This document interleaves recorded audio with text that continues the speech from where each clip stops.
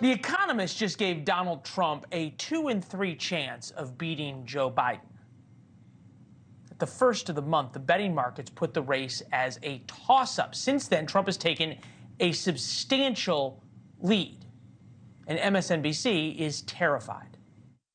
They're trying to end the American system of government. They're trying to bring about a revolution against the American system of government and against the United States of America. And in this story, we're the Americans. We're alive as American citizens in that time, and we're going to be the ones who decide if the American system of government survives or if it's taken over instead by a strongman authoritarian form.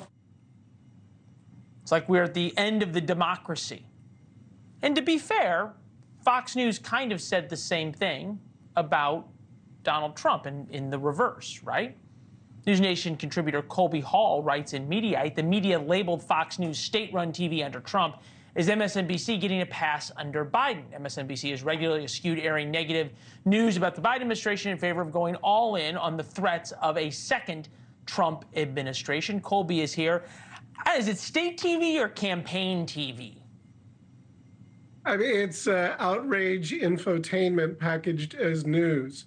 I think MSNBC is doing their viewers and the country a disservice by going all in on, sort of the dangers of Trump, because they never ever once bring up anything sort of reasonable or anything critical of President Biden. Viewers of MSNBC believe that Biden's aced the test, that he's not made one sort of mistake or gaffe in his first 3.5 years. And that's not realistic. That's not true. And I don't think it's helping Biden in the polls. Look, we've heard that Joe Biden's favorite program is Morning Joe, right? That he supposedly watches as he gets up. This was Mark Leibowitz, a soundbite you highlighted this morning or yesterday. Take a listen. So the American people know Joe Biden's age.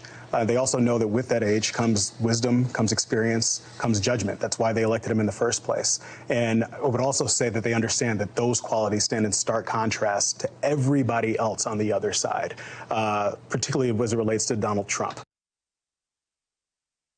Okay, so that was from Inside with Jen Psaki. Now we'll play Leibowitz. I think the fact that they're going to shut off the mics is, I think, as John said, potentially, kind of a backhanded break for Donald Trump, because he did it was such a disaster in 2020. I think a corollary to that is, what's the cutaway going to look like? I mean, are we going to get to see exasperated expressions and sighing? This may be the double bounce to your article, but I think it brings up an important point.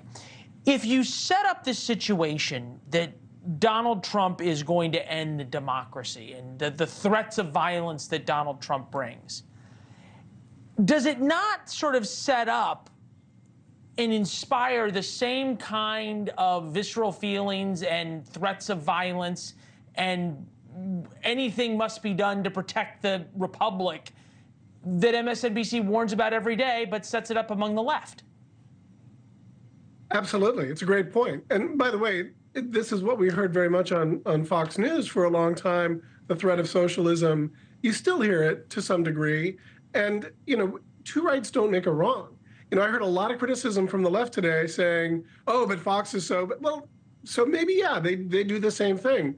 They're both hurting the country. And MSNBC has completely gotten a pass, whereas MSNBC delights and CNN delight in mocking and ridiculing Fox News. So, it's the extremists of each party that are getting the microphone, and that's hurting America.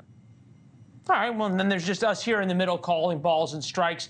We have no foibles of any type. That's why we enjoy having you, Colby. Good to see you. Thank you. Thanks, Leland. All right. Thanks for watching. Go to joinnn.com to find NewsNation on your television provider. And don't forget to click the red subscribe button below to get more of NewsNation's fact-driven, unbiased coverage.